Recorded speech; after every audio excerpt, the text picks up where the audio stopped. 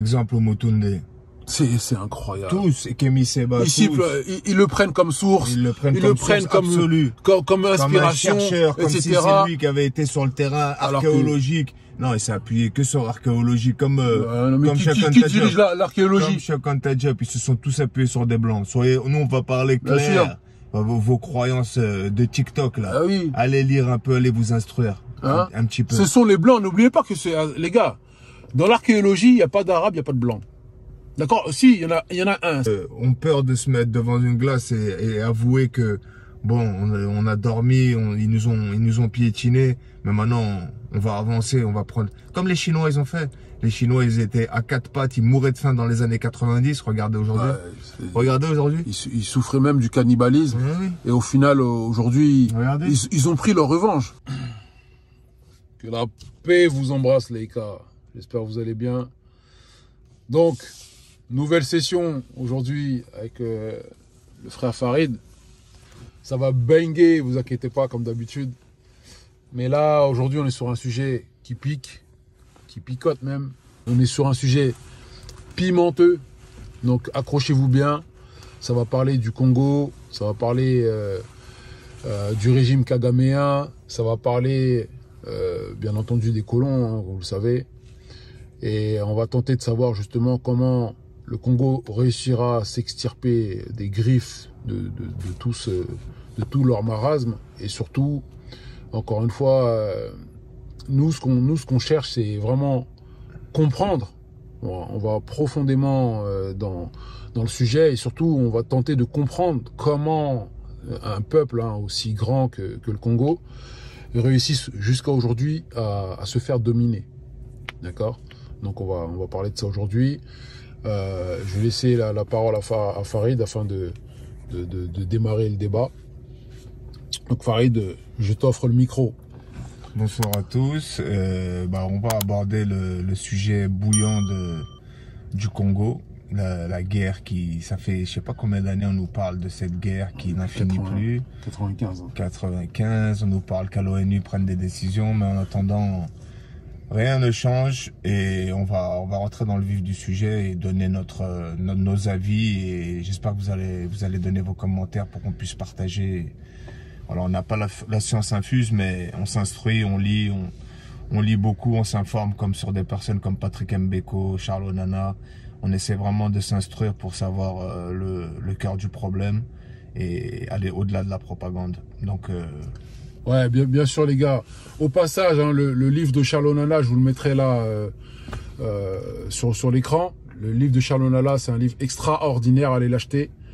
Et franchement, c'est un des frères camerounais, hein, c'est ça? Oui, camerounais. Qui pense justement, là, lorsqu'on parle de panafricanisme, voilà, il faut mettre ce gars-là là-dedans. Vous voyez ce que je veux dire? C'est pas le panafricanisme vaurien ou le panafricanisme où on essaie de se cacher derrière nos responsabilités. Non, pas du tout. Lui, c'était une personne intègre, un Africain intègre qui prend ses responsabilités en attaquant justement l'injustice de ce qui se passe dans les pays voisins. C'est pas parce que ce n'est pas son pays qu'il ne peut pas s'attaquer à telle ou telle chose. Et là, nous, c'est ce qui se passe avec nous aussi ici. Et d'ailleurs, il a été condamné il y a à peu près 1 mois et demi, 2 mois... par la cour d'assises de Paris par rapport à ces fameux livres, des super livres. Je pense qu'il y a pas mal d'auditeurs qui ont lu ces livres parce que c'est un on va les mettre, hein, de toute façon. On va les mettre, mais il a été condamné parce que Kagame a mis beaucoup d'influence en France et ils ont mis la pression sur les juges, ils ont mis la pression sur les institutions, sur la politique pour qu'ils soient considérés comme un négationniste, c'est-à-dire il nie qu'il y a eu un génocide et qu'il te dit que c'était une guerre, qu'il y a eu quasiment autant de morts des deux côtés, que c'était une guerre et que c'était pas le génocide qu'on nous a raconté.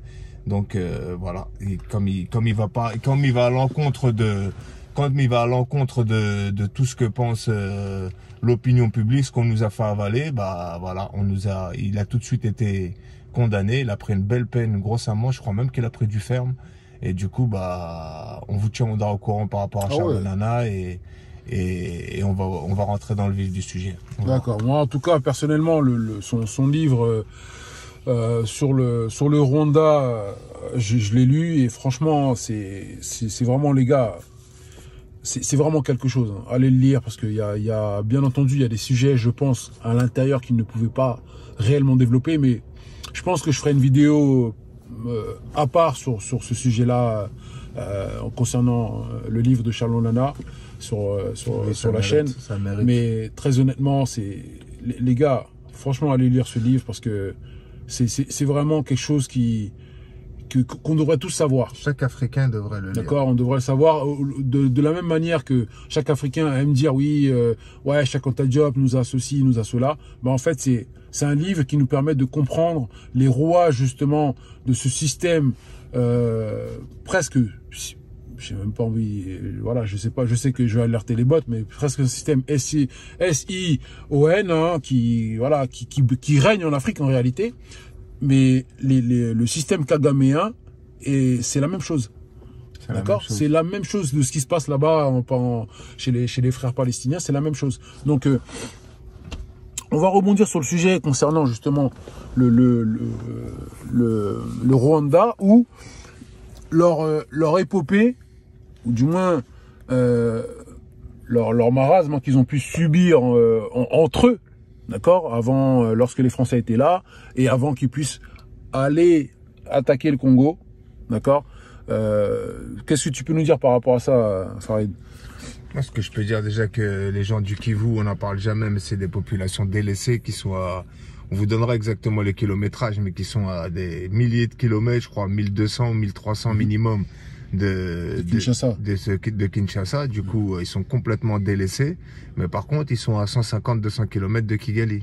Donc Kigali a profité de ça pour aider ces populations et du coup même les introduire certains dans l'armée, les aider financièrement, les aider par les infrastructures, leur construire des petites baraquements. C'est pas les maisons d'ici, mais bon, c'est déjà mieux que ce que leur proposait le gouvernement congolais. Du coup, ça part d'un délaissement d'une partie de la population congolaise qui était à bout de se laisser mourir dans un pays aussi riche, surtout que c'est leur région qui abrite toutes les richesses. Bah, du coup, le Rwanda a bien calculé son coût et a fait que ces populations-là, et beaucoup de M23 sont congolais dans les M23, dont leur chef, James Kabarebe. Mais excuse-moi, en fait, la question que je te posais, je sais que peut-être que tu vas y venir, mais je préfère nous recentrer. C'est surtout le fait que ce que je voulais poser, moi, c'était par rapport à ce qui s'est passé au Rwanda, surtout entre les peuples Hutus et Tutsis, hein, comme on le sait. Est-ce que pour toi, de quel œil tu le vois? Est-ce que pour toi, ça a été quelque chose plutôt d'orchestré, quelque chose de voulu, de préparé par le gouvernement occidental et même peut-être même par le gouvernement kagaméen? Pour moi, c'est un mélange. Pour moi, il y avait déjà de l'antagonisme énorme entre ces deux peuples. Ces deux peuples, mais je pense que ça a été orchestré bien entendu par les Occidentaux. Mais là, ils se sont servis de l'antagonisme qu'il y avait entre ces deux peuples. Donc tu penses que les Occidentaux ont senti qu'entre eux il y avait quelque chose parce que là-bas il y a les Tois aussi, le peuple Tois aussi, il y a les ennemis Tois, et ça en fait, la question qu'on se pose même à travers le livre de Charles Nana, mais on se dit mais comment, je veux dire, ça a pu arriver ça, parce que on sait que les Hutus sont beaucoup, les Tutsis étaient un peu moins, hein, mais c'est eux qui possédaient, on va dire, le commerce, la monétisation, on va dire, du pays, en vérité. Plus instruits. Ils étaient plus instruits, plus grands, etc. Donc, exactement. Mais oui, l'histoire du Rwanda se résume en gros, ils ont jamais eu le pouvoir, les Tois. C'est toujours les Hutus, quand il y avait la royauté, c'était pareil. C'est toujours les Hutus et les Tutsis en fait, quand il y avait la royauté vers les 1800, les 1900, c'était les Tutsis qui étaient au pouvoir. Et quand ils ont eu l'opportunité de prendre le pouvoir, la France s'est dressée avec les Hutus et ils ont eu le pouvoir avec le président qui a été assassiné, que ça me revienne, Habyarimana, donc qui était très proche de Mitterrand.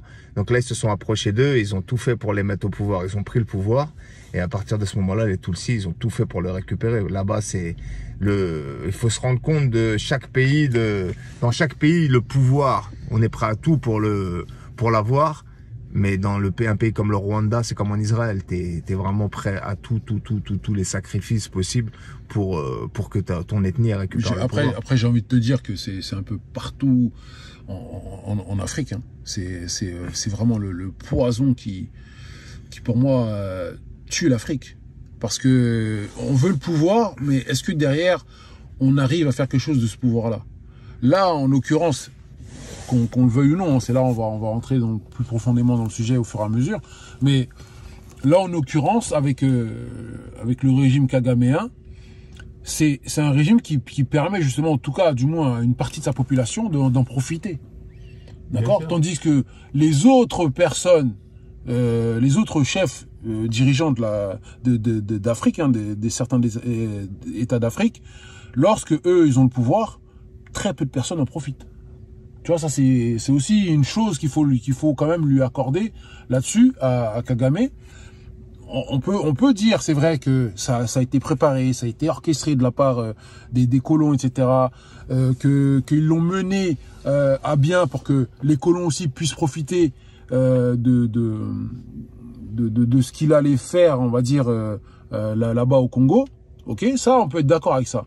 Mais quelque part, il arrive à réinjecter une partie des économies, hein, comme on le sait, dans son pays afin que certaines personnes de son peuple vivent convenablement.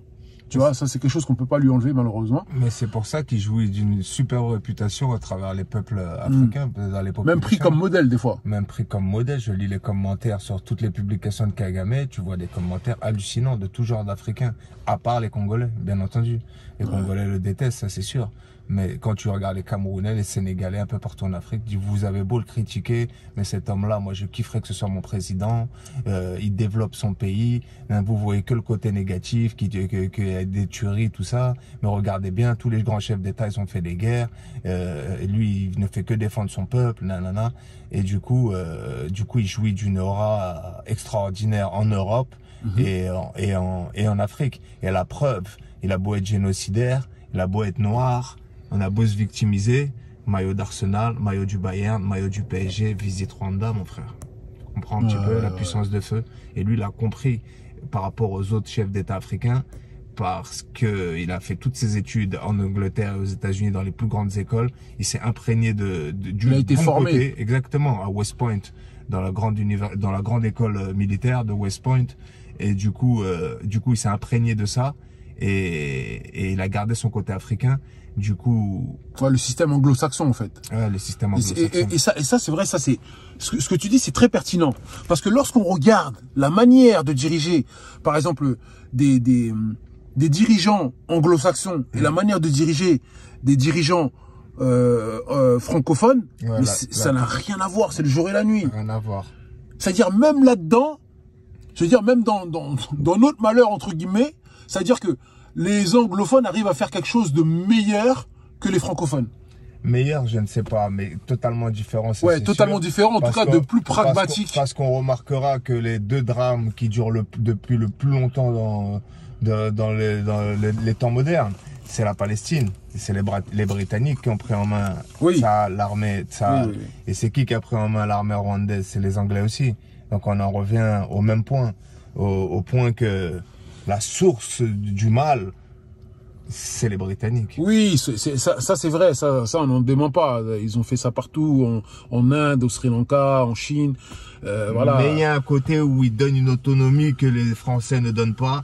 Et j'ai l'impression aussi qu'ils... Ils te font croire à une possibilité, en fait. Oui, et ils ont l'œil pour prendre la bonne personne. Parce que fallait le voir, Paul Kagame, parmi tous ces Tutsis, que c'était lui qui allait tenir la baraque. Ouais. Et qui allait, tu vois le délire. Ils ont l'œil pour ça. Ils ont l'œil, c'est vrai. Ils ont un œil particulier, là où les Français se sont pas mal trompés dans l'histoire, dans leur président. Là, ils ont mis Paul Biya, mon frère. Quel Africain peut vous dire aujourd'hui que Paul Biya ou Sassou Nguesso, qui est aussi placé par les Français, mais des catastrophes naturelles, ils sont là depuis 60 ans, mais tu pouvais pas trouver pire en vrai. Les présidents de Centrafrique, tout ça. Voilà. Kagame, il y a des points positifs que tu peux dire. Dites-moi des points positifs sur Paul Biya dans les commentaires. Les frères camerounais que j'apprécie, je fréquente beaucoup de Camerounais. Donnez-nous vos commentaires. qu'est-ce qu'a fait Paul Biya pour le Cameroun depuis qu'il a pris le pouvoir, ne serait-ce qu'une route en goudron. Depuis 82, donc voilà, Paul Kagame, on va à Kigali, les Européens vont à Kigali, les riches ils vont à Kigali, ils profitent. Vous allez me dire, ouais mais le pays c'est que la capitale. Oui, c'est déjà pas mal, faites-vous déjà la capitale à Yaoundé et faites la même chose et on en reparlera. On en reparlera. C'est clair. Donc oui, il y a l'assassin Kagame, moi je l'appelle l'assassin, ça c'est sûr. Est-ce que ce serait pas le Léopold II 2.0 lui? Non, parce qu'il y a autre chose derrière, il y a une politique, il y a Léopold II, il n'y avait rien là-dedans, à part le fait que... Ouais, il y avait du business quand même, hein, Léopold II. Ouais, il y avait du business. Avant tout ça... Il y avait, mais au début, il est en train de perdre ses sous. C'est après quand le caoutchouc, au début, les 5 premières années, lui-même, il se demande qu'il va lâcher la concession. Et après, il se rend compte que, en Europe, il y a une demande des voitures, ça y est, il y a les voitures. L'industrie de la voiture est développée, elle commence à exploser. Il y a besoin de caoutchouc dans le monde entier, il explose. C'est là qu'il se dit, c'est parfait, c'est bon. Mais voilà, il a eu le côté chance, il l'a eu. Mais lui, il voulait montrer à la royauté des autres rois qui avaient des empires que le Belge, il est là, qu'il est encore à la hauteur. C'est une question d'ego en réalité. C'était juste une question d'ego. Et dites-moi combien de temps Léopold II, il a été là-bas pendant toute sa colonisation. Il était assis en Belgique dans son château. C'était les colons qui faisaient le travail pour lui. Voilà, il n'était pas installé là-bas dans une demeure. On nous a jamais montré la maison où il vivait. Il était là-bas. Non, il était là-bas. Ouais, il donnait des ordres. Il donnait des ordres aux colons. Il en faisait venir un maximum. Il prenait les gens de l'armée, il prenait des gens de tous les corps de métier. Et à la fin du compte, carrément, il a même laissé le Congo actuel à Brazzaville. Il a dit oui, c'est beaucoup trop long. Là, il y a le fleuve Congo. L'autre côté, c'est à vous. C'est beaucoup trop grand. Je pensais que je pouvais tout assumer, mais j'ai fait venir le maximum de colons. C'est bon, là, on est arrivé à saturation. À saturation, on peut pas coloniser plus. Et tout ça pour dire que ouais, c'était une question d'ego et à la fin, c'est vrai qu'il a fait énormément de sous, Léopold II, mais de base, c'était quelque chose, c'était une question d'ego. Mais là, de toute façon, vous voyez, on y vient, ne vous inquiétez pas, on va revenir au Congo, hein, parce que là, je sens que on a dû rentrer. On a dû rentrer justement pour vous faire comprendre que le Rwanda, le Congo, etc., tout ce sujet-là est lié. Dans nos sociétés, le problème justement de la société congolaise, c'est justement le fait que la défense, c'est-à-dire pourquoi ils n'arrivent pas à se défendre face aux oppresseurs? Ça, c'est une vraie question, moi je vous le dis. Hein.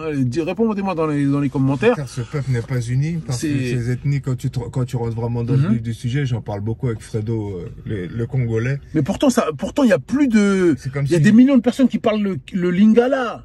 Des millions de personnes, mais parmi ceux-là, il y a des ethnies... le Swahili, tout ça. C'est exactement vrai. C'est la langue devrait les lier, je suis tout à fait d'accord. C'est ça. Mais il y a tellement de, comment te dire, il y a tellement un passé, il y a tellement des rancœurs vis-à-vis de d'autres tribus, entre guillemets, ou d'autres ethnies, que ça pèse et que la solidarité n'est pas du tout présente. Les Bretons, et c'est comme si je te dis, les Bretons, ils détestent les Français, les Corses, ils détestent les Français. Ouais, mais s'il faut prendre les armes, ils vont les prendre, frère, au bout d'un moment. Tu vois ce que je veux dire? Ils arrivent à s'unifier quand même. Exactement. Les Africains, je sais que beaucoup d'Africains connaissent bien la religion juive. Il y a énormément de courants. Si on faisait la liste, ce serait bien, on la mettra la liste. Énormément de courants. Mais quand il s'agit d'État d'Israël, ils sont tous là. Et ils sont tous là par les Haredim. Ouais. Ils sont tous là solidaires. Mais sinon, ils sont super. Tout le temps, justement, ils viennent dans les salles de prière pour échanger. Parce que justement, ils sont pas... Non, c'est pas l'interprétation, c'est pas la bonne interprétation. Parce que l'orthodoxe, l'autre, il est pas orthodoxe. Il pense qu'ils sont toujours en train de discuter. Il y a de l'échange entre eux, mais ils sont vraiment dans des sphères différentes. Mais quand il s'agit d'État d'Israël, bah, ils vont tous prendre les armes. D'accord. Mais justement, tu vois, là, par exemple, là, c'est un point essentiel que tu viens de soulever. Donc, c'est-à-dire que quelque part, les juifs, hein, juifs blancs qui se revendiquent hébraïques, tout ça, etc., c'est-à-dire qu'à tout moment, ils peuvent s'unifier, voilà. Ok, parce qu'ils arrivent à se rassembler envers une même croyance, aussi même pour certains la même langue, et donc par rapport à ça, ils arrivent à s'unifier. Mais les Africains, eux, ou même de ce que j'entends parler beaucoup, hein, sur les réseaux sociaux et certaines personnes autour de moi, lorsque ils débattent justement sur le cas du Congo, on a tendance à penser que oui, c'est parce que c'est la chrétienté qui les empêcherait de faire telle ou telle chose. Qu'est-ce que tu as à dire, toi, par rapport à ça? C'est ça que j'aimerais bien, moi, avoir le fond du sujet, surtout d'un œil extérieur qui n'est pas africain, qui n'est pas noir. C'est la chrétienté qu'ils ont appris des Blancs. C'est la même chrétienté que les Européens ou c'est la chrétienté pour le Congo qu'on leur a expliqué dans leur tête et que de génération en génération ils se sont passés entre pasteurs? C'est laquelle de la chrétienté? Alors ouais, ça c'est vrai que malgré tout ce qu'on peut dire, il y a certaines personnes sur les réseaux sociaux, hein, des gars, des kamites, etc., des gars qui veulent entre guillemets revenir à une certaine spiritualité africaine. Parce que moi, ça me fait rire aussi ce truc de revenir à une certaine spiritualité. Alors qu'ils ont toujours été, ils n'ont jamais quitté. Et surtout, ils mélangent, au contraire, plus que ça, ils associent, c'est-à-dire leur spiritualité à cette espèce de chrétienté. Le plus grand péché, peu importe la religion, l'association. Voilà. Donc ils associent tout ça, et puis après ils veulent nous faire croire quelque part que c'est la religion entre guillemets importée, alors que pas du tout. Ça, pour moi, c'est tout sauf de la religion. Ça montre toute leur incohérence et tout leur mensonge profond, encore une fois. Donc, tout simplement.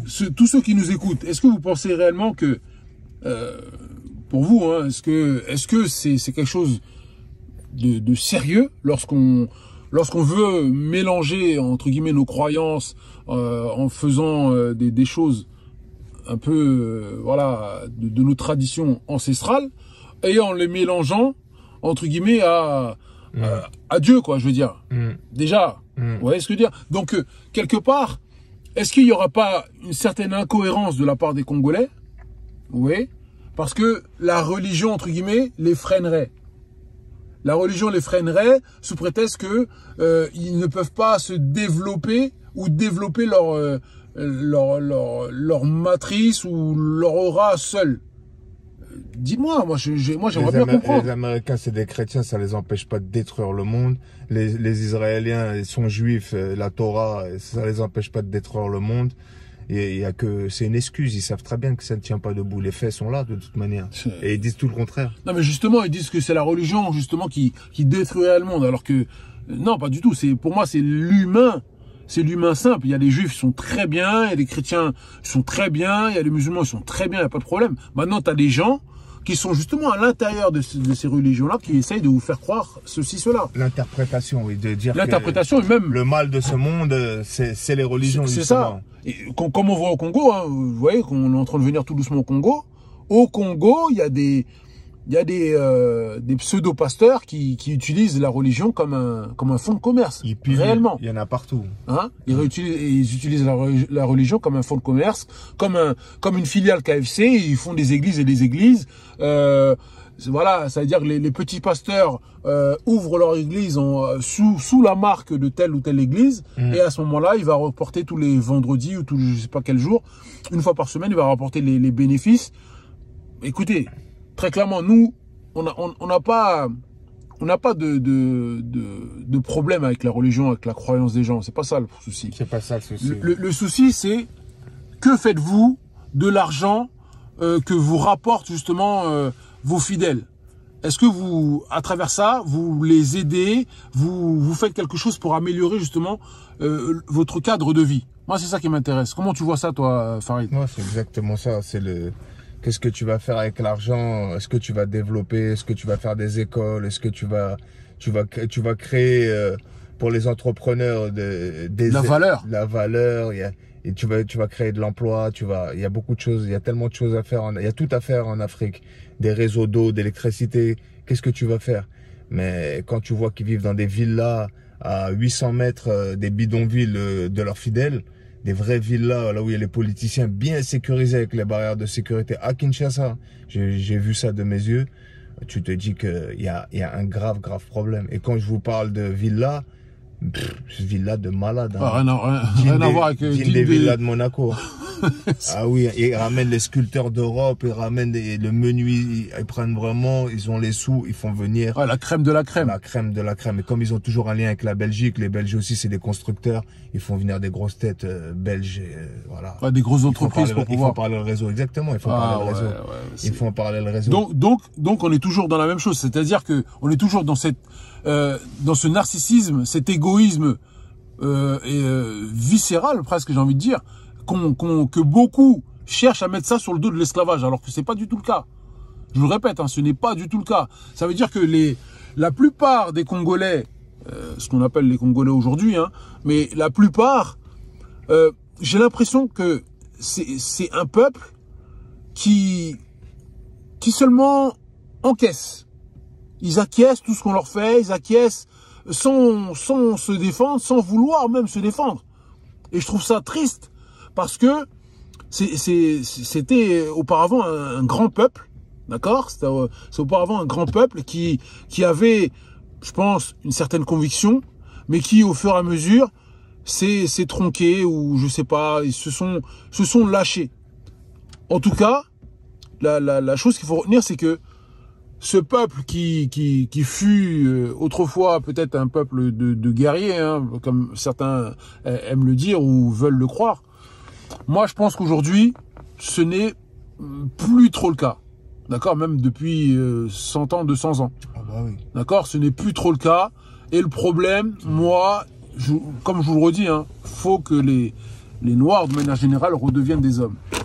Ce n'est pas aux femmes, pour parler clair, hein, ce n'est pas aux femmes d'aller faire la guerre pour vous, ce n'est pas aux femmes d'aller sortir, aller vous chercher à manger, ce n'est pas aux femmes d'aller au champ pour vous. Vous comprenez? C'est ça qu'il faut bien comprendre. Les feignants. On va y venir. Voilà. On va y venir. Ces trucs-là, là. Mais, en revanche, quand tu regardes bien, par exemple, beaucoup de personnes, hein, qui aiment bien jacasser sur les réseaux sociaux, pour ne pas dire certains noirs, hein, qui se prennent pour des panafricanistes révolutionnaires, ils aiment bien jacasser sur les réseaux sociaux, disant que les noirs musulmans entre guillemets n'aident pas, ou du moins n'encouragent pas la population congolaise, ce qui est totalement faux, sachant que excusez-moi, il y a un moment donné, les gars, faut rester réaliste. Vous dites que il y a des noirs musulmans qui encouragent la Palestine et pas le Congo, pas Haïti ou je ne sais quoi. À votre place, je vais vous dire une chose, même si c'est pas vrai, hein, je vous le dis. Hein. Vous avez des gens d'un côté qui se battent pour leur liberté, et de l'autre côté, vous avez des gens qui se font justement dominer et qui, eux, ne se battent pas pour leur liberté. Ils laissent faire, ils sont tranquilles et ils s'amusent, ils jouent, ils chantent, ils dansent toute la journée. J'ajouterais que les Palestiniens s'attaquent à une des armées les plus puissantes du monde, là où les Congo, qui est beaucoup plus grand, beaucoup plus riche, beaucoup plus puissant, se fait dégommer par un petit pays comme le Rwanda.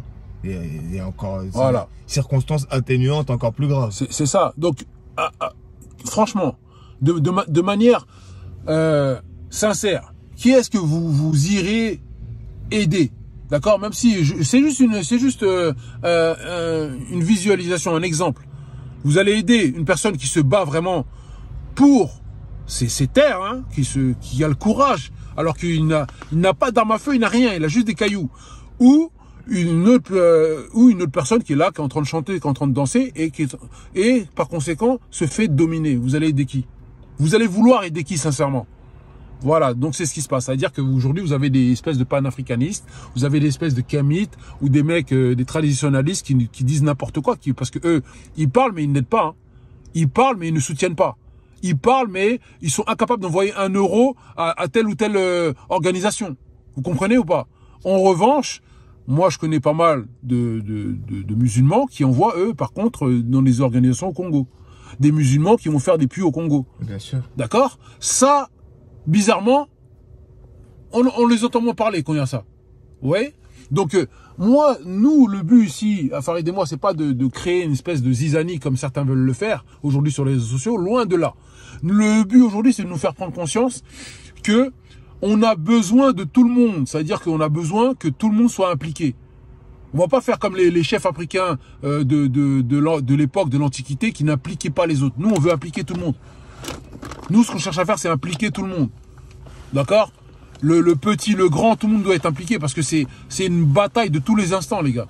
C'est pas un truc pour jouer, pour rigoler. Faut arrêter parce que de danser, là. Non mais sérieusement. Faut arrêter de danser à un moment, ouais. Il va falloir à un moment donné, l'année dernière, c'est pas toi qui me disais, c'est quoi, l'Adidas Arena. Il y avait combien de Congolais là-bas? Voilà. Franchement. Il y avait je ne sais pas combien de Congolais, ils étaient des milliers à l'Adidas Arena. Par contre, lorsqu'il fallait manifester pour le Congo, on n'en voit pas beaucoup. On n'en voit pas beaucoup. On en a vu quelques-uns, mais... Voilà. Et après, ils vont en vouloir aux gens qui vont manifester pour la Palestine. Mais attendez les gars, un peu de respect pour ça vous. Ça montre déjà tous vos caractères. Tous les gens que je vois dire « Oh, la honte, vous allez supporter des Arabes, vous n'êtes même pas foutus de supporter les Congolais. » Vous, déjà, vous avez perdu, vous avez rien compris. Vous avez aucune humanité, vous calculez rien, vous voyez ça qu'en couleur de peau. Tout ce qui est important pour vous, c'est la couleur de peau. C'est ça. Et par contre, ces personnes-là que vous défendez, vous donnez pas les moyens, vous faites quoi pour eux? À part crier sur les réseaux sociaux, faire les gens toucher, vous avez les larmes aux yeux, vous êtes touchés. Vous faites quoi pour eux concrètement avec les moyens que vous avez? Chacun a un moyen. Même une personne au RSA peut envoyer 10 balles. Si il y a 1 million de personnes qui envoient, faut faire un minimum d'organisation, faut un minimum de cœur. Mais ça se décrète pas. Les Palestiniens ils font ça avec le cœur. Ils se posent pas la question de A, B, C. Ils se disent je le fais. Je le fais. Écoute, moi j'ai mis sur mon compte TikTok, sur l'Antidoctrine, j'ai mis un frère justement, je crois que c'était un Congolais, je crois. J'avais mis et tout pour que justement il puisse, enfin lui c'était une personne qui, je crois qu'il avait une ONG, quelque chose comme ça. Donc en fait c'était pour que vous puissiez, si vous pouviez, hein, bien entendu, envoyer des fonds, etc., etc. J'ai envoyé encore une fois à tout mon répertoire, j'ai envoyé sur les réseaux sociaux, etc., etc. Mais j'ai pas eu beaucoup de retours, les gars. Je veux dire, en fait, on a une communauté où nous piaillons beaucoup, mais nous passons pas beaucoup à l'action. Nous passons pas beaucoup à l'action. En fait, nous sommes, moi je vous le dirai toujours, nous sommes comme des femelles. Je vous le dis. On parle beaucoup sans passer à l'action. Si tu avais dit que tu avais des places pour Fally Ipupa ou Gims, ton téléphone, on t'aurait téléphoné, on t'aurait même pas envoyé de message, on t'aurait téléphoné directement. Oh là là. Bloque-moi ça, bloque-moi. S'il te plaît, moi et ma femme, s'il te plaît, moi et ma copine, s'il te plaît. On connaît, frère, on connaît. Non, mais franchement, c'est un truc de fou, comment c'est formidable, l'esprit humain noir. C'est incroyable. Vous voulez fêter la victoire, profiter des plaisirs éphémères de la vie sans avoir fait le match. Il faut faire le game. Il y a un combat là, les frères. Il y a un combat, on sait pas, il va durer combien de temps. Je crois que justement, ils sont pas conscients. Vous n'êtes pas conscients. Et tout ce qu'ils ont en bouche, c'est la religion. Mais écoutez, les gars, moi, je vais vous dire très clairement. Je sais que, peut-être je devrais pas dire ça. Peut-être que je vais faire quelque chose de grave en disant ça. Mais les gars, pour les personnes qui ne se sentent pas bien dans la religion, peu importe qu'elle soit, sortez de la religion, les gars. La religion musulmane n'a pas besoin de vous. Vous voyez bien la sérénité des musulmans. Il n'y a pas besoin de vous. C'est pas une prise de tête. Hein. La religion, normalement, c'est pas une prise de tête. Vous prenez la tête, sortez de là. Point barre. C'est que vous n'avez pas compris le sens. C'est tout. Vous n'avez pas compris le sens. Vous êtes incapable de faire même, ne serait-ce qu'une zakat, c'est-à-dire aider quelqu'un. Vous n'arrivez pas à faire ça. Sortez de la religion. Faut sortir. Je vous le dis. Vous voyez ça comme une contrainte, sortez. Sortez. Moi, excusez-moi. Attendez, on est en train de... Juste, par exemple, je vous prends juste un exemple. Hein, d'accord, on va revenir au sujet sur le Congo. Un exemple. Le professeur Kalala Mutunde est décédé, je crois, en novembre 2021. Les gars, depuis novembre 2021, ça veut dire qu'il y a eu un litchi qui a été démarré à son honneur pour sa famille, tout ça. Moi, j'ai pas vu sa famille, elle est devenue millionnaire. Hein. Moi, j'ai pas vu ça. Pourtant, vous êtes là sur les réseaux à piailler, les gars, on dirait... Je sais pas, moi, on dirait... Waouh, vous êtes des milliards. Hein? On dirait vous êtes des milliards, vous êtes solidaires, vous êtes incroyables.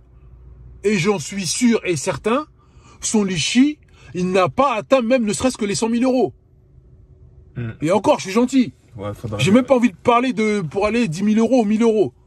Ouais, là, tu voulais faire quand même les 10 000, mais... Donc, moi, je comprends pas. Ça veut dire que aujourd'hui, on a... Comme lui, attends. Il aurait dû récolter 2-3 millions normal. Bah, bien sûr. Bah oui. Minimum. Parce que, attendez, on a des gars aujourd'hui comme le frère Kémy Séba, hein, qui est millionnaire. Hein. Moi, attention, moi, j'en veux pas assez sous. Mais les gars, normalement, la famille Yaoundé, excusez-moi, s'il avait une femme ou s'il avait, je sais pas moi, une maman ou un père ou je sais pas quoi, normalement, c'est sa famille, elle doit être millionnaire pour pouvoir justement aider à racheter quelques terres, que ce soit en Afrique ou voilà, finir le projet qu'il voulait faire. Je sais pas moi. Le pire dans tout ça, c'est que tous ces panafricains cons, ils citent en exemple Motunde. C'est incroyable. Tous, Kémy Séba, ils le prennent comme source. Ils le prennent comme absolu. Comme inspiration, comme un chercheur, etc. Comme si c'est lui qui avait été sur le terrain archéologique. Non, il s'est appuyé que sur l'archéologie, comme qui dirige l'archéologie? Comme Cheikh Anta Diop, ils se sont tous appuyés sur des blancs. Nous, on va parler clair. Vos croyances de TikTok, là. Ah oui. Allez lire un peu, allez vous instruire. Hein? Un petit peu. Ce sont les blancs. N'oubliez pas que les gars, dans l'archéologie, il n'y a pas d'arabe, il n'y a pas de blanc. D'accord? Si, il y en a un. C'est Zahi Hawass. C'est un Égyptien. C'est le seul égyptologue. 99% des archéologues dans l'histoire, c'est le seul égyptologue maghrébin ou arabe. Fin. Dans l'histoire. Sinon, ils sont tous blancs. Tous. Donc, tous les rapports qu'un noir, qu'un arabe cultivé vous fera, un écrivain ou un intellectuel, il s'est appuyé sur les travaux d'un blanc. Exactement. Et c'était, bien entendu, il faut bien remettre les choses comme ils sont. C'est son bon vouloir de vous dire oui ou non la vérité. Moi, je vous le dis. Bien sûr. D'accord? Donc, arrêtez de prendre pour source ceci, cela, l'Afrique et ceci, cela. L'Afrique, rien du tout, les gars. Et arrêtez de dire l'Afrique. Parce que quand on dit les Européens, le Suédois, il est comme le Français. Le Polonais, il est comme l'Espagnol. Le Slovène, il est comme l'Écossais. Ils sont complètement différents. C'est pareil pour le continent. C'est pareil pour le continent. Un Sud-Africain, il n'a rien à voir. Ils sont noirs, c'est vrai, mais il n'a rien à voir avec un Malien. Le Malien n'a rien à voir avec un Somalien. Le Somalien n'a rien à voir avec un Mozambique, les gars. Rien à voir. Ok? Tout le monde n'était pas au même niveau en Afrique. C'est ça qu'il faut bien comprendre. Et tout le monde n'a pas eu la même histoire avec le colon et c'est la même histoire tout court. C'est exactement totalement différent. Exactement. Et tous les peuples africains n'ont pas subi un génocide comme par exemple, je pense aux Namibiens. Voilà.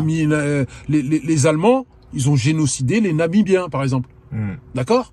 Donc, il y a un moment donné où il faut, les gars, je vous le dis, hein, encore une fois, c'est pareil pour le Congo. Il y a un moment donné, il faut qu'on arrive aussi à se poser des questions, à se remettre en question, parce que c'est quelque chose, je crois que c'est la chose la plus dure à faire. Mais il faut qu'on avance, on n'a pas le choix. Il y a un moment donné où le peuple congolais, les gars, il va falloir que vous avanciez. Il va falloir que vous arrêtiez de danser, les gars. Si on veut commencer à avancer dans les actes, il faut s'avouer les choses. Beaucoup ont peur de se mettre devant une glace et avouer que bon, on a dormi, ils nous ont piétinés, mais maintenant on va avancer, on va prendre comme les Chinois ils ont fait. Les Chinois, ils étaient à quatre pattes, ils mouraient de faim dans les années 90. Regardez aujourd'hui. Regardez aujourd'hui. Ils souffraient même du cannibalisme. Oui. Et au final, aujourd'hui, ils ont pris leur revanche. Donc les Africains qui me disent, je veux bien. Et souvent, je dis à certains Africains qui me disent ça, oui, il y a un peu de vrai, c'est vrai. Mais faut pas mettre de dire que oui, ils sont traumatisés et de génération en génération, c'est resté sur les Congolais depuis l'époque de Léopold. Oui, peut-être. Il y a un petit pourcentage, effectivement, peut-être 10-15%. Mais la royauté aussi, elle est restée, non? La royauté, en fait, il y a que le mal qui reste, le bien, il reste pas. Oui, et il y a des faits qui nous montrent que des gens qui ont autant souffert que vous, parce que les Anglais, les Britanniques avec l'opium, 2 fois, ils ont pas joué avec les Chinois, ils se sont relevés. Donc, ils arrivent à mieux. Ils sont plus forts mentalement, c'est quoi? Non, ils sont plus forts mentalement. Après, déjà, regarde, c'est là aussi où je veux en venir. Le peuple chinois est un peuple patriarcal.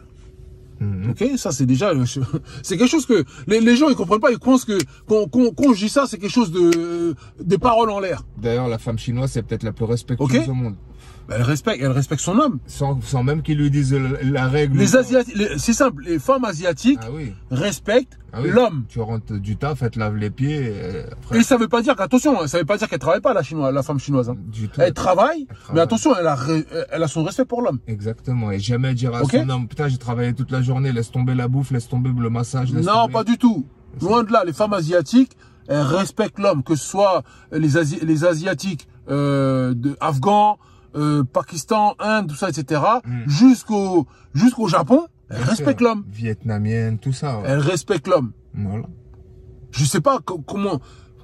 moi, je comprends pas, moi, ce continent. La vérité, de plus en plus que je lis des livres, que je m'instruis, que je vois autour de moi, etc., moi, je comprends pas. Moi, je trouve que les Asiatiques, c'est les plus opposés de tous les peuples avec les Africains. C'est vraiment les deux opposés sur la planète. Moi, je sais pas. La discrétion, donc ça veut dire calme, le travail, la force tranquille. Mais c'est ça. Ça veut dire que là, les frères congolais sont en train de subir quelque chose de grave depuis plus de 100 ans. D'accord? Même un peu plus.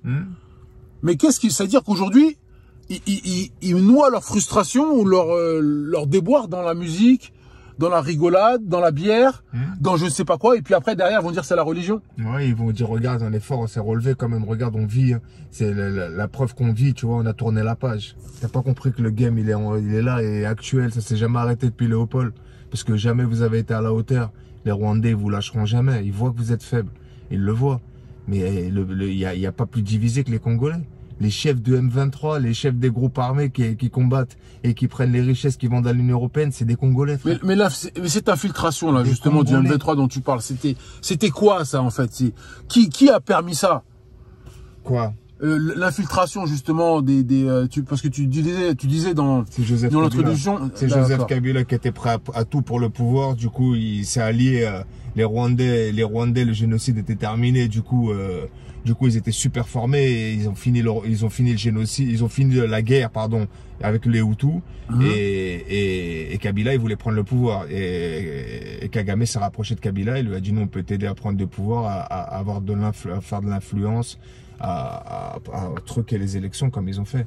Ils l'ont mis au pouvoir. Ils l'ont mis au pouvoir et arrivé au pouvoir, il y avait des conditions. Le chef de l'armée, il faut que ce soit un Rwandais, de l'armée congolaise. Hein.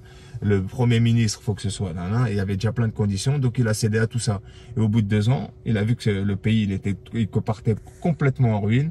Il a décidé, il a dit non, fini, maintenant je sache les Rwandais du pouvoir.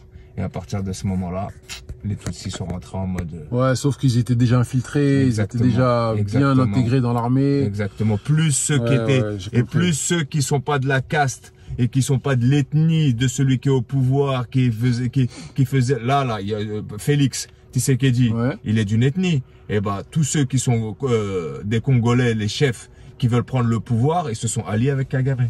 Comme Kabila l'avait fait à l'époque. Mais Kabila, au bout de 2 ans, il a dit, fini les Rwandais, on arrête. À partir de ce moment-là, c'est là que ça a commencé vraiment. À partir de ce moment-là. En fait, je crois que Joseph Kabila, il pensait faire une bonne action en autorisant les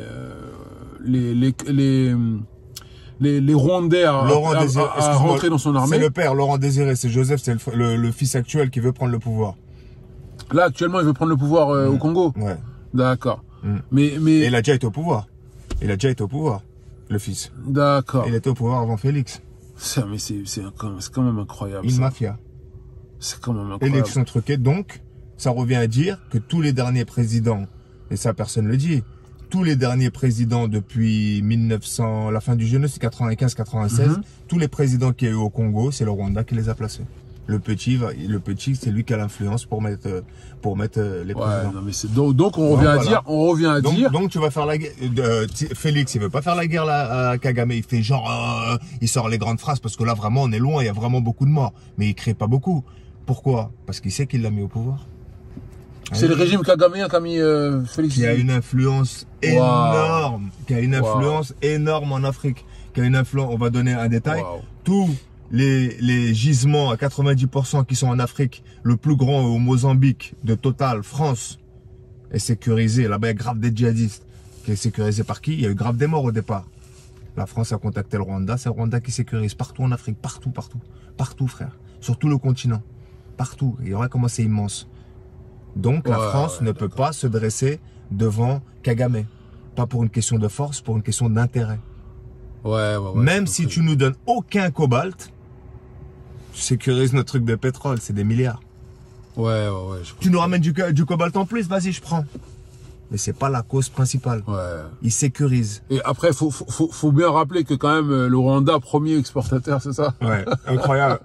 Ouais, incroyable. Exportateur d'Afrique ou même peut-être même mondial, alors qu'ils ont pas une mine de cobalt, ils ont rien du tout chez eux. Exactement. Et pourtant, c'est eux qui exportent tout, c'est eux qui, ouais, c'est incroyable. Et moi, je te dis, et ça, on parle pas assez, en fait, de la lâcheté. Il y a pas pour moi, il n'y a pas plus traite que les, on critique souvent Paul Biya, mais il n'y a pas plus traite que les dirigeants congolais. Je vais parler clairement, ça peut les plus corrompus. Les Congolais, vous êtes mes frères, j'ai beaucoup de potes congolais, mais je vous parle de votre pouvoir, ne confondez pas tout.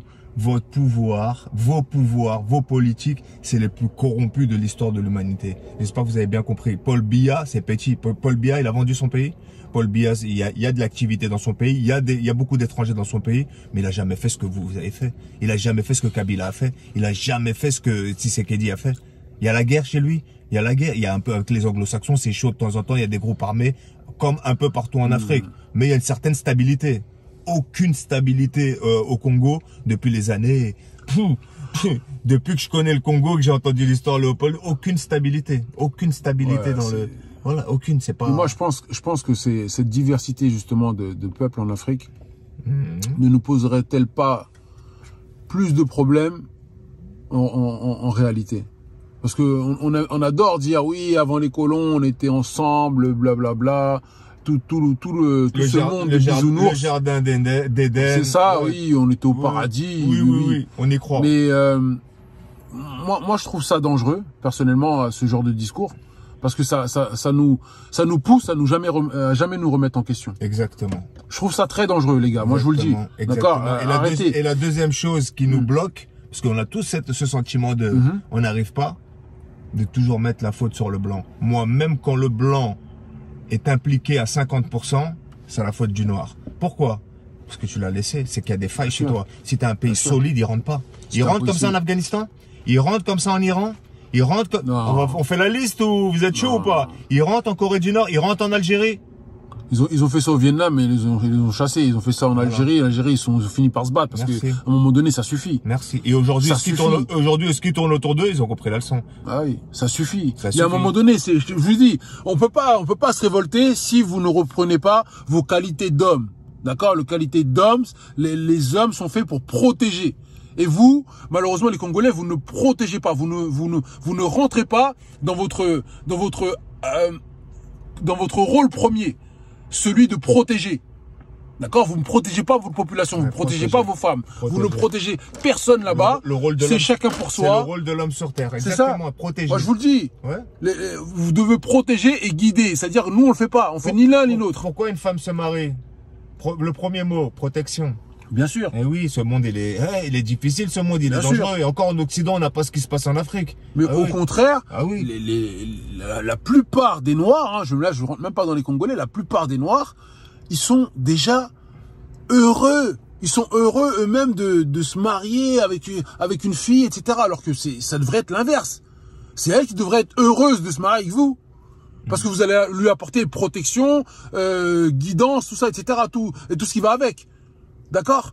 Donc, les gars, reprenez, je vous le dis, ça c'est déjà le premier conseil, reprenez vos droits d'homme, d'accord? Votre rôle d'homme au sérieux, prenez votre rôle d'homme au sérieux, ça déjà c'est une chose. Et ensuite, après ça, il va falloir que, même si vous êtes dans les religions, tout ça, etc., il va falloir que les personnes qui vous dictent ou qui sont les guides de ces religions-là, vous prouvent qu'ils apprécient leur peuple, en mettant justement des choses en place, que ce soit des écoles, faire des routes, ramasser les ordures, je sais pas, faire quelque chose qui va montrer sa bonne foi envers le pays. Si ce n'est pas le cas, arrêtez de suivre ces personnes-là. Arrêtez de les suivre. D'accord? Je vous demande pas d'aller chez eux, de tout casser, pas du tout. Laissez-les dans leur mal, ok? N'allez plus chez eux et en tout cas, faites votre croyance de chez vous. Vous croyez en Dieu de chez vous, il n'y a pas de problème et personne ne vous en voudra. Mais toi, Farid, qu'est-ce que tu as à dire justement pour tenter d'en conclure avec ça? Parce que je sais qu'il y a trop à dire. Moi, il y a tellement à dire, mais on fera d'autres épisodes sur le même sujet qui est passionnant. Moi, j'ai une phrase de conclusion. L'Africain adore les grands discours, les grandes phrases françaises bien prononcées, mais il n'attend pas les actes. Ça lui suffit le grand discours. Alors que tout ce qui compte, c'est les actes. Jugez les actes, s'il vous plaît. Exactement. Jugez la personne qui est en responsabilité dans l'action. Qu'est-ce qu'il a fait? Kémy Séba, je n'ai rien contre lui, hein, je le suis, il n'y a pas de problème. Il a fait énormément de choses. Mais qu'est-ce qu'il a fait à part des grands discours? Vous avez quelque chose à me dire de concret qu'il a fait pour les Africains? Ouais. Après Kémy Séba, j'ai parlé du haut du panier. Il fait ce que les Africains apprécient, c'est-à-dire parler, se montrer, c'est ce que j'ai dit. Faire justement de la démagogie. Il parle très bien français. Bien sûr, sortir de belles phrases, encouragement, c'est un motivateur. Voilà, un motivateur. Un très bon motivateur. On va Faut dire, pas lui enlever. Il ouvre des consciences, il ouvre l'esprit de certaines personnes, il donne une confiance à certaines personnes africaines. Oui. Il redonne une dignité, ça je le retirerai pas. Mais dans les actes. Dans les actes, pour moi, c'est ça. Il est parti faire il est millionnaire, hein, et il est allé chercher son argent. Attention, vous l'entendez faire des choses concrètes pour un barrage, pour le peuple. Il est parti, il a acheté. Tu vois, quand il n'y a pas d'électricité, tu achètes des groupes électrogènes. Des groupes électrogènes, des choses. Non, il n'est pas dans tout ça. Il n'est pas dans tout ça, il est dans le grand discours. Maintenant, je vais vous dire une chose, quand il sera au pouvoir, parce que là, il va se présenter, vous l'avez tous entendu comme moi au Bénin, on verra. Vous verrez que quand on a les mains dans le cambouis, c'est pas écoutez, moi j'espère vraiment de tout cœur que si jamais il va dans ce chemin-là, j'espère que justement, il nous montrera une nouvelle facette. J'aimerais bien. D'accord, hein? J'espère qu'il pourra justement nous surprendra. Moi, c'est tout ce que je lui souhaite. Il va nous montrer une nouvelle facette et surtout une belle facette de la continuité de ses idées, c'est-à-dire de propulser l'Afrique vers le haut et afin que on arrête de se faire marcher dessus. C'est tout ce qui nous importe à travers nos vidéos, les gars. Ne voyez rien de mal dans ce qu'on dit. Moi, je vous dis, faut qu'on arrête de se faire marcher dessus, faut qu'on redevienne des hommes. Donc, pour ceux, bizarrement, je sais que ça nuit aux kamites, hein, lorsque je parle comme ça. Mais les gars, il faut redevenir des hommes, je suis désolé. Sinon, on pourra pas. C'est aux hommes de guider, c'est aux hommes de faire les choses. On va se parler franchement, sinon on n'avancera pas. On va se parler franchement. C'est pas possible sinon, je suis désolé. Comment voulez-vous mettre à chaque fois vos femmes en avant sur un piédestal alors que c'est à vous de les guider? C'est pas aux femmes de vous guider, les gars. Et c'est la femme qui remplit le frigo, qui prend son chariot, qui va vendre ses plats, qui va vendre son gingembre, qui va... Et j'ai dit, où ton mari? C'est partout pareil. Il est à la maison. C'est comme ça en France, c'est comme ça là-bas en Afrique. C'est les femmes qui sont au marché, c'est les femmes qui vendent, c'est les femmes qui font tout. Hein. Pareil. Hein? Pareil. C'est elle qui habille, c'est elle. Et c'est pour ça, souvent les mecs ils ont un mal contre justement les musulmans parce que ça, les musulmans, non. Mais elle, ça la dérange pas de faire tout ça, mais elle a besoin d'être protégée. Mais même ça, c'est elle qui protège. Même l'agressivité, quand faut la montrer, qu'il faut montrer l'écrou, c'est la femme qui le fait. En fait, la femme africaine est une hyène. D'accord? Elle a castré, pour moi, je vais dire elle a castré, mais on s'est castré tout seul. Nous sommes castrés et finalement c'est la femme africaine qui devient la hyène, qui devient la chef de meute, qui endosse toutes les responsabilités. Moi c'est pas normal, moi je suis désolé. C'est pas normal. Donc les femmes qui auraient une espèce de rancœur contre ce que je dis ou une animosité contre ce que je dis, pensez bien une chose. Moi je suis avec vous, d'accord? Ok, on est musulmans, tout ça, on est justement avec vous. On cherche à protéger la femme plutôt que de la laisser en bourrique, aller se casser le dos ou faire n'importe quoi. D'accord? Moi, je suis pas pour ça, moi. Je suis pas pour le fait que ma sœur ou ma mère ou je sais pas quoi aille traverser le désert, se noyer dans la Méditerranée ou je sais pas quoi pour essayer d'aller s'en sortir. C'est pas elle de faire ça. Je suis désolé. Elle est pas là pour aller souffrir à notre place. Les hommes, c'est pas que les muscles, hein, les frères. C'est pas comme ça, les gars. Il faut protéger. C'est pas comme ça. Les hommes ne sont pas là que pour venir et puis on veut du lit, on veut du lit. Non, c'est pas ça. On veut de la bière ou je sais pas quoi. Pas du tout. On est là pour protéger, on est là pour guider, les gars. Mener une vision lointaine. Vous voyez? Ayez une vision lointaine des choses et pas que là fermé à se dire ouais mais c'est cette semaine. Je sais que c'est dur hein, quand on n'a pas beaucoup de choses. dans le ventre, etc., quand on n'a pas beaucoup de vision. Mais justement, concentrez-vous sur le fait que vous devez déjà, d'une part, vous unir, hein, les Congolais, hein, pour finir.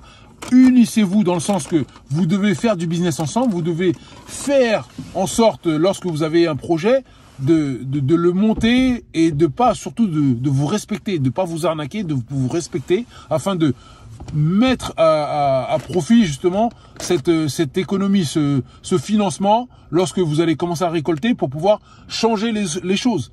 C'est comme ça. Parce qu'une fois que vous réussirez à faire des sociétés, des grosses sociétés, et là, par contre, vous pourrez influencer le haut niveau de la société. Mais avant ça, et c'est comme ça partout, je vous le dis, hein, d'accord, c'est pas un secret. Plus vous avez de l'argent, plus vous pourrez influencer le haut niveau dans la société, dire au président, hey, écoute, moi j'aimerais ça, j'aimerais des routes par-ci, j'aimerais des routes par-là. Vous voyez, pour faire le business, j'ai mon champ là. Une fois que je vais sortir les tomates ou les maniocs, etc., ben là, j'aurai besoin d'un camion pour pouvoir circuler. J'aurai besoin de telles choses pour pouvoir circuler, des belles routes, etc. Mais sinon, vous pourrez jamais, les gars. Je vous le dis. Vous ne pourrez jamais. Soyez ambitieux. Il faut être ambitieux et surtout apprenez de vos mains à faire les choses, les gars. On peut pas. Comment voulez-vous que des gens aient pitié ou entre guillemets envie de vous encourager quand vous-même vous encouragez pas, quand vous-même vous êtes là dans le marasme et puis ça vous convient. Mais non, je suis désolé. Et une des dernières choses que je voulais dire, la plupart des Congolais, des Africains sur le sujet disent oui, c'est la faute des Occidentaux, c'est la faute des Occidentaux. Et là, quand il se passe des meurtres comme en ce moment où il y a beaucoup de meurtres dans le Kivu, on appelle l'ONU et les Européens à venir interrompre le massacre. À un moment, il faut savoir ce que vous voulez. Hein. Soit vous vous détachez complètement.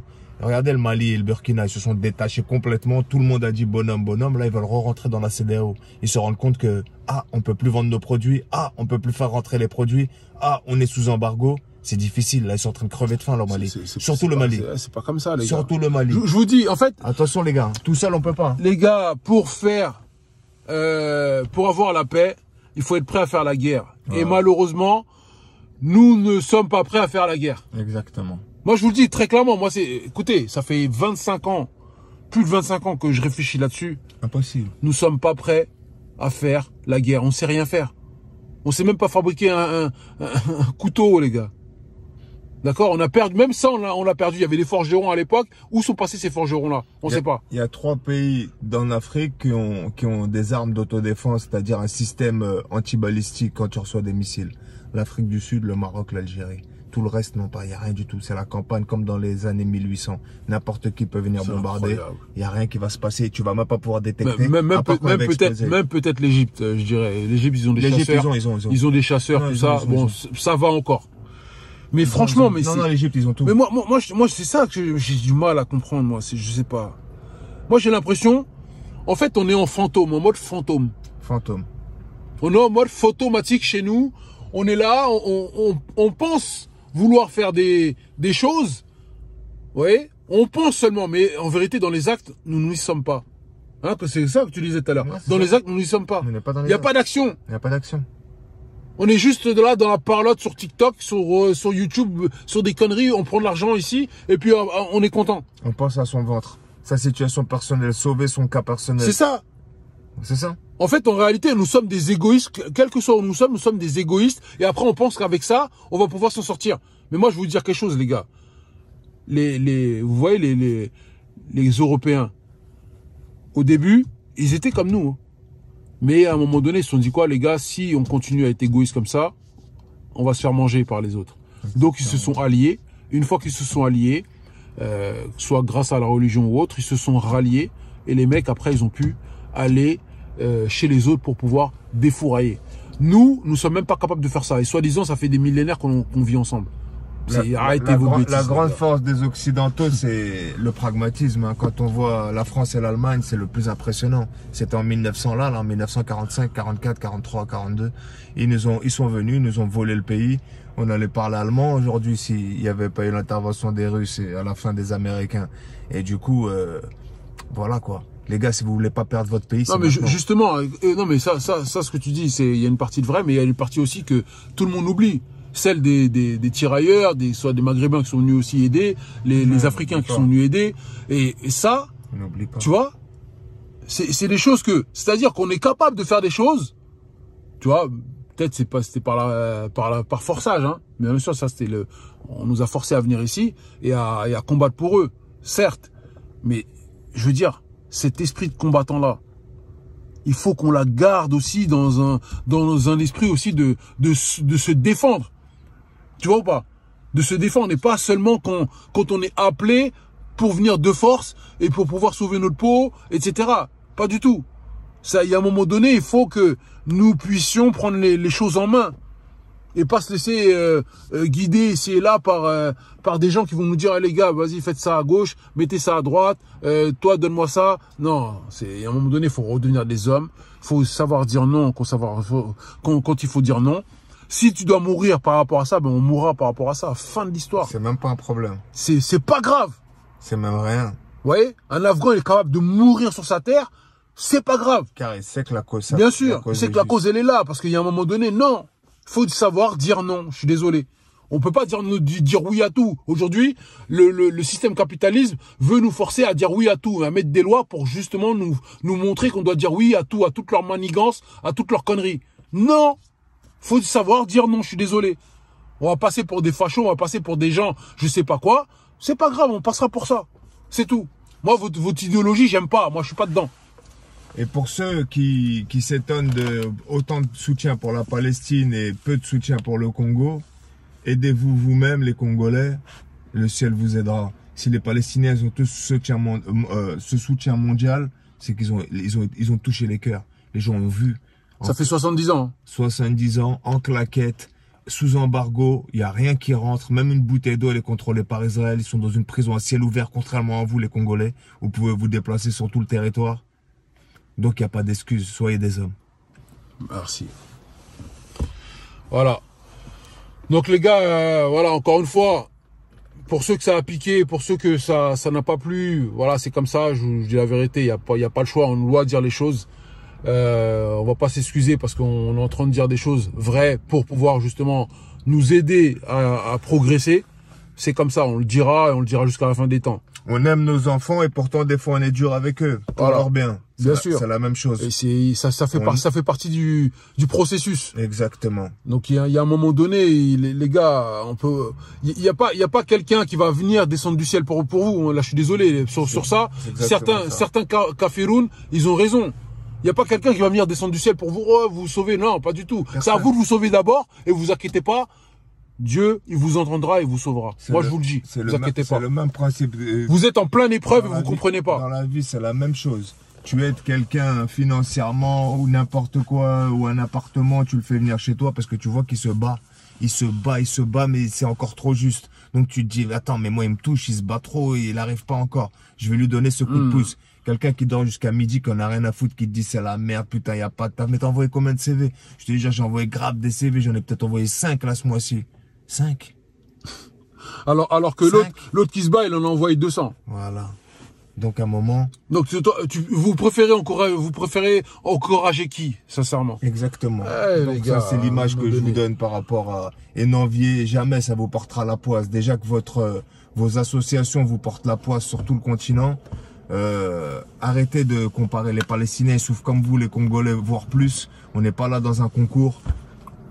On aide tout le monde. Nous, on est des justes. On fait des vidéos sur la Palestine, sur le Congo parce que Haïti, ça nous touche. Ça nous touche. C'est avec le cœur, c'est normal. C'est avec le cœur qu'on fait ça. C'est pas là. Il y a 200 pays. On n'a pas encore parlé du Soudan parce qu'on a moins d'attaches, on connaît moins. Même la Mauritanie, les frères mauritaniens, c'est pareil. On connaît un petit peu moins. Dans nos vies, on côtoie pas des Mauritaniens, mais le Congo, on côtoie des Congolais tous les jours. On a grandi avec des Congolais. Ça nous touche. On sait, c'est un pays extraordinaire, le Congo. Il y a tellement de potentiel et que je vous dis, hein. Mais si malheureusement vous avez des gens qui vous gâchent votre potentiel, je sais, hein, c'est frustrant, mais il y a un moment donné où il faut savoir justement se détacher de tout ça. Il faut se détacher de tout ça, les gars. Et il y aura un temps pour fêter. Il y aura un temps pour fêter. Exactement. Mais c'est pas le temps là. On peut pas danser tout le temps, c'est pas possible. Laissez ça. Économisez votre argent. L'argent de la boîte, là, les 20 € pour des biatchs et 150 € la bouteille, t'en prends 300 €. Pour des femmes, toujours pour des femmes. Toujours pour des femmes. Envoie ça. Toujours pour des femmes. Envoie ça à des ONG qui font les choses sérieusement. Envoie ça à la Croix-Rouge. Envoie ça aux gens sérieux. Mais surtout, restez concentrés parce que le combat, c'est maintenant. Pour vous, les Congolais, le combat, c'est maintenant. Sinon, vous allez perdre votre pays. Il n'a jamais été aussi sérieux, le combat. Il n'a jamais été aussi sérieux. Si vous n'êtes pas concentré, vous allez le perdre, votre pays. Je vous le redis une dernière fois. Vous allez perdre votre pays. J'ai envie de te dire déjà qu'on n'est même pas sûr de vraiment l'avoir. Mais là, ce sera sérieux. À un moment, on va même vous exiler. 10 millions là, 5 millions là, 15 millions là. Oui, c'est provisoire. C'est juste l'ONU qui va mettre... Franchement, j'avais pas pensé à celle-là, mais ouais. Trop la technique. Ils ont fait pareil au Soudan pour couper le pays en deux. Ouais, et dire, il y a un Congo du Sud, Congo RDC du Nord, RDC du Sud maintenant. Ouais, de l'Est. Oui, mais c'est pour la sécurité. On va sécuriser quelques temps, mais ils vont tous revenir, comme ils essaient de faire aux Palestiniens. Les Palestiniens disent on bouge pas. La vie, on n'a pas bougé pendant le génocide. Quand Trump il a dit ouais, on va les exiler, on bouge pas. Tu crois que les bombardements là, ils sont finis pour le moment? Pendant le génocide, ça a bombardé comme jamais, encore plus qu'à Hiroshima, des tonnes et des tonnes de bombes, on n'a pas bougé. Et là, tu crois que c'est la bouche de Trump qui va nous faire bouger? Jamais de la vie, on va mourir ici. Trump ou pas Trump, on s'en fout. On va mourir ici, je crois que ça a de l'impact. Ça s'appelle de la conviction. La conviction, elle est profonde, frère. Voilà, ça s'appelle de la conviction, ça s'appelle être dans son cœur que j'ai raison. Moi, je suis dans ma vérité. Il n'y a personne qui va m'en détacher. Voilà. D'accord? Point barre. Les frères qui sont au Congo, peut-être que ça arrivera jusqu'à vos oreilles, les frères. Vous dites pas que faut absolument que je quitte, c'est mon rêve, faut que je quitte le pays. Non. Il faut que tu restes à tout prix, c'est là que tu dois rester. Et ceux qui ils peuvent rentrer, qui ont l'opportunité de rentrer, il faut rentrer, c'est maintenant qu'il faut rentrer. Non, mais c'est surtout qu'ils ont... C'est maintenant. Ils ont déjà la force de la langue, ils ont plein de choses déjà. Plein. Je sais pas, franchement, moi je suis découragé. Je suis découragé, mais je reste quand même optimiste, les gars. En tout cas, prenez soin de vous. J'espère que voilà, on en refera une bientôt de toute façon, mais j'espère vraiment que la situation du Congo va changer. J'espère de tout cœur. Je prie pour nos frères. Voilà, je fais de doigts pour vous, je fais du fond du cœur, les gars, mais à un moment donné, il faut que vous puissiez vous aider aussi de vous-même. Exactement. C'est ça le message. Il y a rien sans rien. Il y a rien sans rien. Il y a pas de mérite sans cause. Il faut mettre les causes, il faut mettre les actions pour avoir justement récolté le mérite. Le peuple palestinien mérite parce qu'ils mettent les causes, ils mettent les actions et ils font les choses avec leur cœur. C'est pour ça que les gens veulent qu'ils s'en sortent. Exactement. Vous comprenez? Exactement. C'est ça, Ils sont dans le cœur des gens. Nous, les Haïtiens, on a réussi à s'en sortir parce qu'on avait mis les causes, on avait mis les actions en place. C'est pour ça qu'on avait réussi à sortir des griffes du colon. C'est tout. Maintenant, aujourd'hui, c'est un autre son de cloche parce que voilà, beaucoup de choses ont changé en Haïti. Mais voilà, on en avait déjà parlé dans une vidéo. Mais il faut à un moment donné donner de sa personne, donner du sien. Sinon, ça n'arrivera pas. On n'arrivera pas, les gars. Je vous le dis. Force à vous, les frères. Force à vous. Vive l'Afrique. Force à vous, les frères. Vive l'Afrique et que la paix vous embrasse, les gars. Et je vous dis à la prochaine.